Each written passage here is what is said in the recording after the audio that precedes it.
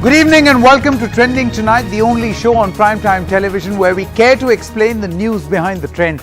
I am Sanket Upadhyay. Two stories that we are tracking. Story number one, amid Afghanistan, let's not forget that there is a huge controversy back home over Pegasus, and there seems to be a setback for the government where the Supreme Court has now served a notice to the centre. All this while the centre kept saying that there is no need for a probe. The Supreme Court now says that we will serve a notice so that you can explain what this is, as this is an important issue. We'll get into those details in just a short moment. Also on the show, we'll tell you the latest as far as vaccination is concerned. Vaccines are on the rise. Vaccination figures are rising, which is a great news, right? But are we vaccinating enough to meet our end of the year target? Many experts say, forget end of the year. We should have vaccinated all or most by or before Diwali. Can we achieve that target? Can we increase the pace? What is the strike rate or the run rate right now? We'll tell you that also in just a short moment. But first, let's quickly come back and start with the basics. It's very important to first know what is Pegasus. This is the Pegasus scandal timeline. In July, news outlets across the world published alleged data leak from NSO. NSO is the parent company which manufactures the Pegasus software. Now, many Indian politicians, journalists, we're talking in the Indian context, many Indian politicians, journalists were potential targets which were named in the article. The scandal then hit Parliament. We had a monsoon session which was very, very stormy. France, meanwhile, ordered a probe into the Pegasus leak. So all this was the background, the timeline of what exactly happened. Now, what was the response of the government? The government said that there has been no unauthorized interception. Minister Prahlad Joshi in Parliament said that the Pegasus controversy is a non-issue. Selective leaks, there is an anti-India agenda. Ashwini Vaishnaw, who is the new IT minister, also made similar comments on the floor of the House. And the government also said that court petitions are based on conjectures and uncorroborated material. The government also went on to say that no probe in this matter is required. That's what the government said. Now, what did the opposition say? Lots of questions raised. The opposition says that the government must clarify if the spyware was purchased or not.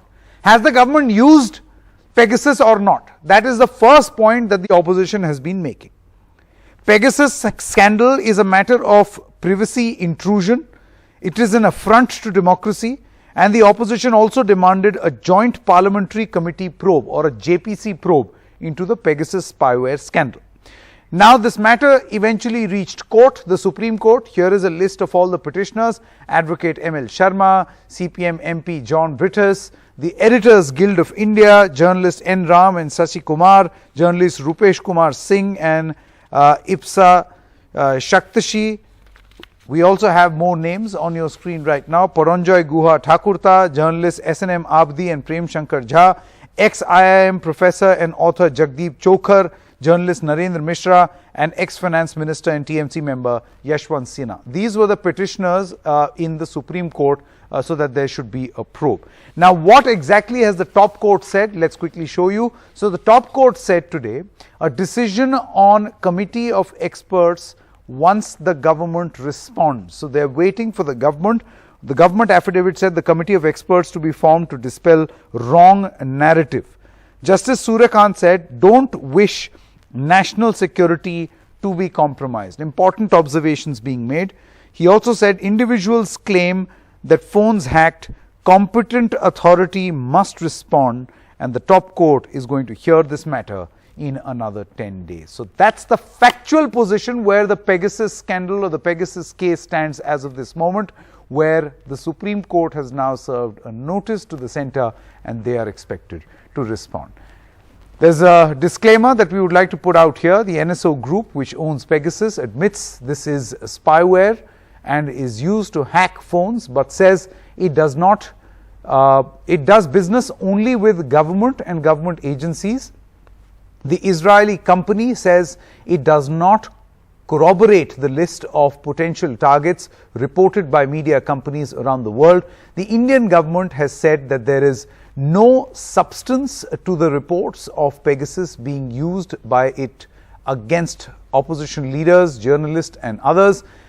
NDTV, and this we would like to specify, cannot independently verify the authenticity of the list of those who were supposedly targeted.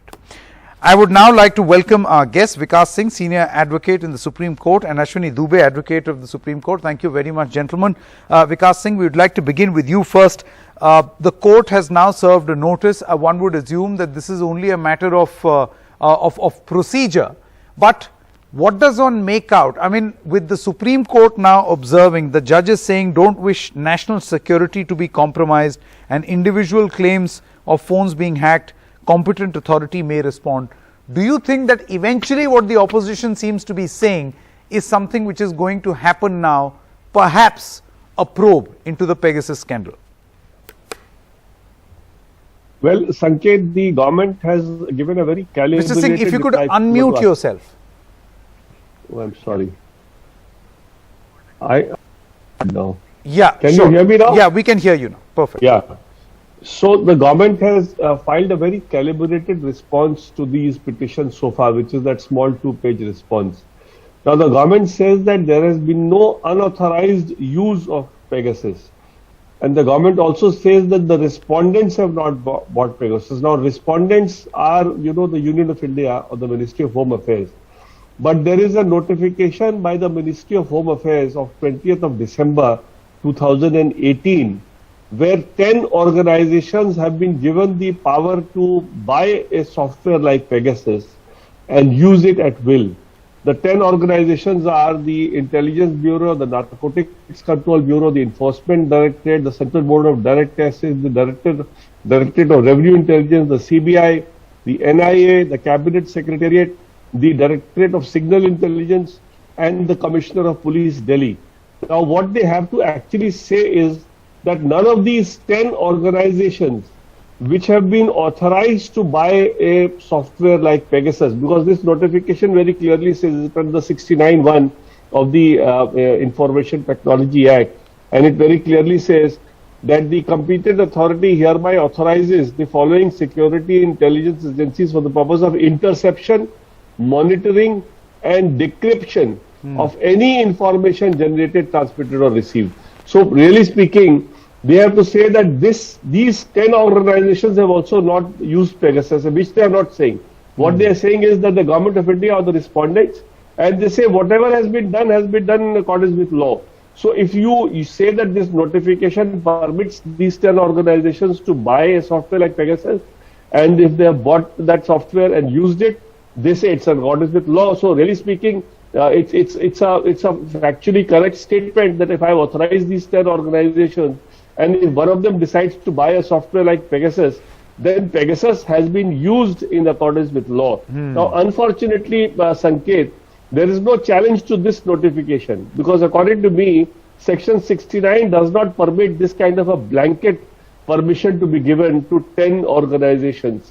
69(1) has to be very specific, that if there is any intelligence input with regard to a particular incident or a particular organization or a particular group of people, then to permit the government or some agency to use whatever it wants to do for the purposes of trailing that particular organization. A blanket order of this kind, according to me, cannot stand the test of judicial scrutiny.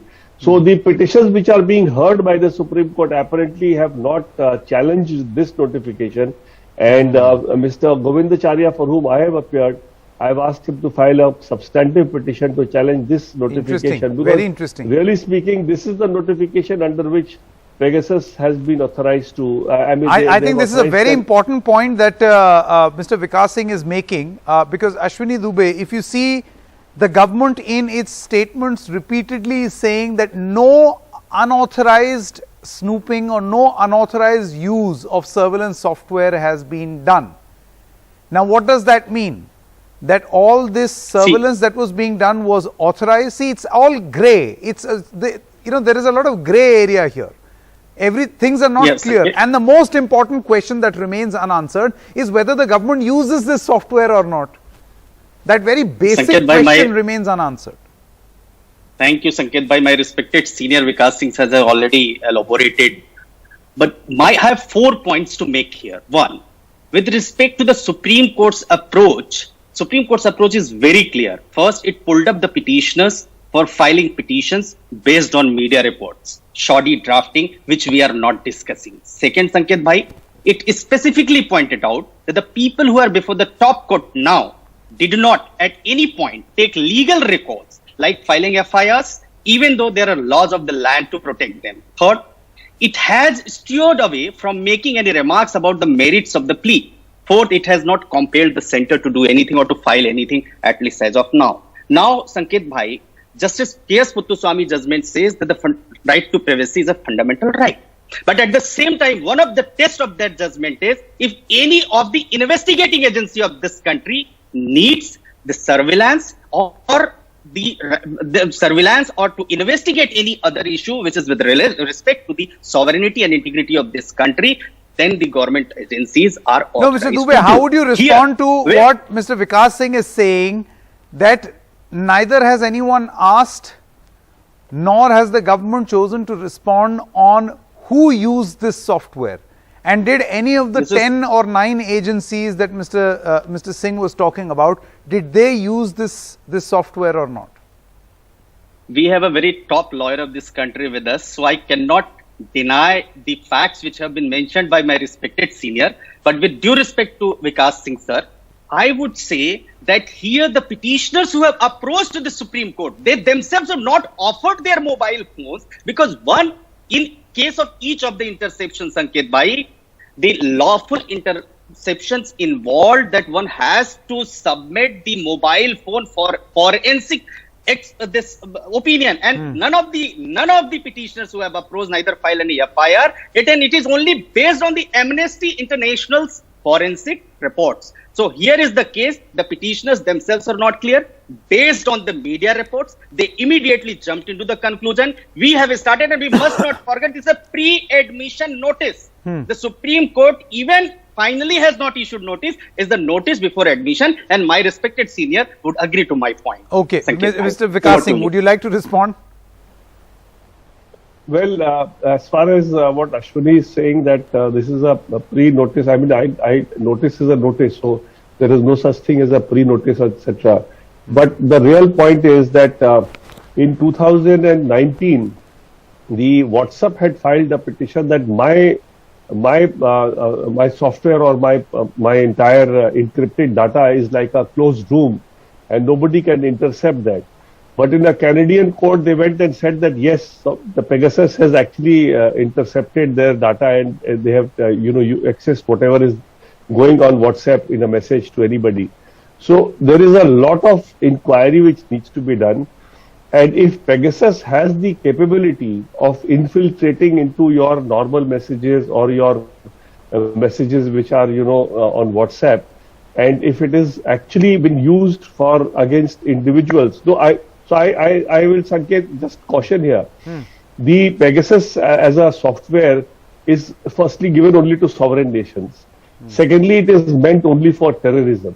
Now, the kind of people who are in the list of Pegasus in India definitely cannot be said to be involved in terrorism. I mean, even Mr. Asthana, he was also part of the surveillance by Pegasus. Now, Mr. Asthana is the Commissioner of Police Delhi today, who is one of the authorities which has been authorized to use Pegasus by the central government.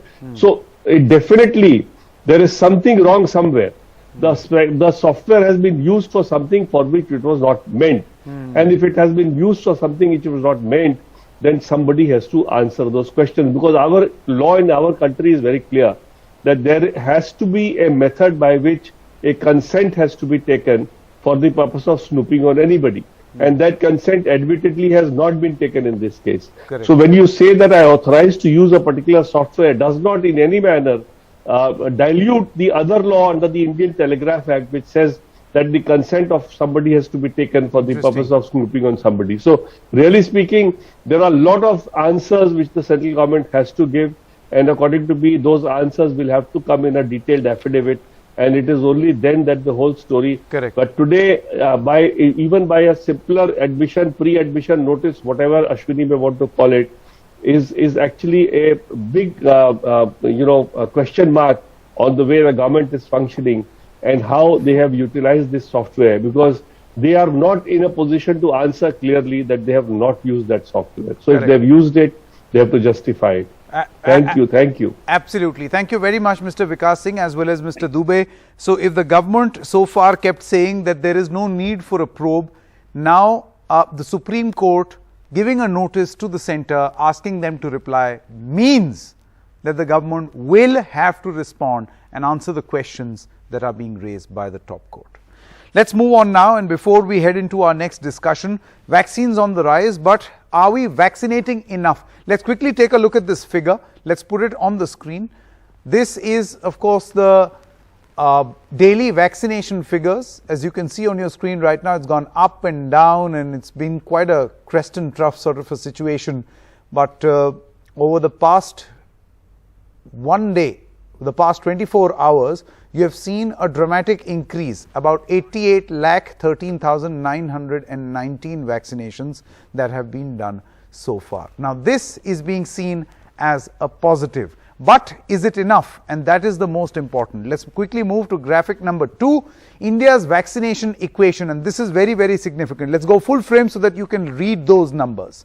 So, if we aim to stop a third wave, our target is to vaccinate 60% of the population with both doses by December 2021. Remember what I'm saying, 60% of the population with both doses, not one, both. The required vaccination rate, it's almost like cricket run rate, the required vaccination rate of vaccinations per day to achieve this target is 10.4 million a day. The actual last 7-day average is 5.5 million a day. The daily shortfall in the last 7 days is 4.9 million a day. So we may have reached somewhere around 8.8 million, as you can see. The actual vaccination today is 8.8 million. We are still below the required vaccination rate of 10.4 million a day. So the shortfall today is 1.6 million, and the daily shortfall in a 7-day moving average is 4.9 million a day, and that is a cause of worry. Let's now take a look at the infections. This is the first wave, then the deadly second wave, and now at this moment the cases stand at 25,166. So this is actually a 5-month low, which is a good thing. But this is the time where we should really amp up our vaccination drive. So can 88 lakh continue and in fact even grow? Remember, our required vaccination rate has to be 10 million a day. Dr. Sunila Garg is a member of the Lancet Commission and COVID Task Force, India COVID Task Force. Thank you very much, Dr. Garg. We definitely must be excited and celebrate the fact that we are vaccinating 88 lakh people a day. This is a great achievement. We have vaccinated more than populations of many countries. But given the challenge that we have and the challenge we are trying to avoid, which is a third wave, do you think that this is enough? Thank you, first of all, Sanket, for having me on the show. My pleasure, ma'am. What I would like to say that, number one, that we have done 54.59 crore doses. And as you said, that basically we are doing about 88 lakh vaccinations per day. Now what we have to look at, you already said that we have to do 60% of the population.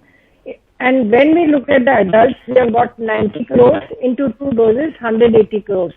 And if we look at, the 60% of that, that comes out to be around, 108 crores, something like that. But we have to also take into consideration the people who have been infected. So for them, we don't require the vaccination immediately. But as far as your question about vaccination is concerned, from next month onwards, we will have vaccines like Novavax. We will have also vaccines like Zycovid B and also Sputnik Light. So overall, we will have roughly around 135 crore vaccines. But definitely, as you said, the challenge is big. But also we have risen up to the challenge but we also have to take into consideration fewer issues. One is the gender-based issues. We have to address that. We also have to look at most vulnerable populations. That means homeless populations. We have to look at prison inmates and all that who have to be immunized very fast. And also we need to look at that we urgently address the issues of rural, peri-urban and tribal areas. Yeah, that's true. Dr. Garg, see, the point is that we have significantly vaccinated people with the first dose. That rate is decent, yes, right? Now that is also a limitation because the second dose will also have to be of the very same vaccine. So in that sense, you can't have a vaccine cocktail that you've given one person a Covishield and then that person can be given some other vaccine. So in that sense, do you feel that all these people we have vaccinated first, so we'll need a higher number of vaccines made available quickly for the second dose, which basically means that these new vaccine candidates who are now coming in and getting emergency use authorization may not be of that great help for people waiting for their second dose?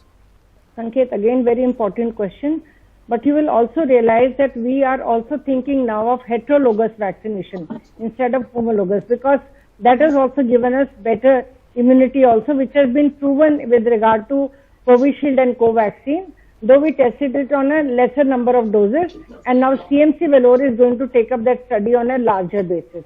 But you see, other challenges which we need to look at from the vaccination perspective is that whether we need to increase our doses, which is another challenge, whether we need to give it in the form of a booster, or we need to do a fractional dose of vaccine. These are three important challenges which also we need to look from the vaccination perspective. Okay. Okay, Dr. Joshi, Dr. Shashank Joshi is now also with us, member of the COVID-19 task force in Maharashtra. Dr. Joshi, would you like to share your experience in Maharashtra? Do you think that our vaccination rate will be able to match or be able to meet this challenge of a third wave, that we'll be able to avoid or avert? So, Saket, let me be very honest. That might be a little tough, but Maharashtra has now got 5 crore vaccines done for an eligible population of 9 crores. The first dose is in, which is actually reasonable, I would say, with all the limitations we have.